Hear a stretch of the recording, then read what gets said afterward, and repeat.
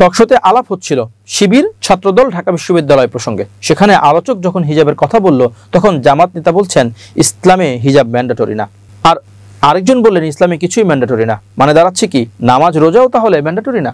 হিজাব নিশ্চয়ই বাংলাদেশের সমাজে আইনে ব্যক্তির চয়েস, কিন্তু ইসলামে তো ম্যান্ডেটরি। ক্যাম্পাসে জেতার জন্য মেয়েদের সাথে অবাধে মিশবেন, গায়ে হাত রেখে ছবি তুলবেন, হিজাব পরবেন না, এগুলো ব্যক্তির চয়েস হতে পারে। শিবির নেতারা এসব করতেই পারেন, কিন্তু এগুলোকে ইসলামের নামে বৈধতা দেওয়া যাবে?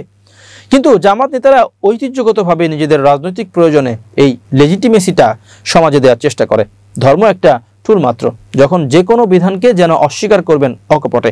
ইসলামী ব্যাংকের সুদী কারবারিকে কেবল জায়েজ না, ব্যবহার করাকে ফরজ বলেন। দাড়িপাল্লায় ভোট দেওয়াকে জান্নাতের টিকিট বলেন, না দিলে জাহান্নাম। ধর্মের একক ঠিকাদার, যখন ইচ্ছা যেভাবে ইচ্ছা ব্যবহার করবেন। এখন হয়তো এটা নিয়ে ব্যাপক সমালোচনা হবে, প্রতিক্রিয়া হবে, কিন্তু এই ব্যাপারটা এর চেয়ে ব্যাপক। শিবির ক্যাম্পাসে সেকুলার চরিত্র ধরেই জিতেছে। সমস্যা হচ্ছে এখন সেই সেকুলারিজমই হয়ে যাবে ইসলাম।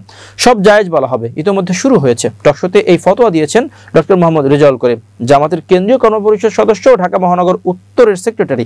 তিনি বিতর্কের এক পর্যায়ে বলেছেন পর্দা ফরজ, কিন্তু ম্যান্ডেটরি না। এটা তো স্ববিরোধী কথা। এখানে কিন্তু কেউ আইন করে বাউন্ড করার কথা বলে নাই, পড়া না পড়ার প্রসঙ্গে এসেছেন। তিনি না পড়াকে ইসলামে ম্যান্ডেটরি না বলে বৈধতা দিয়েছেন।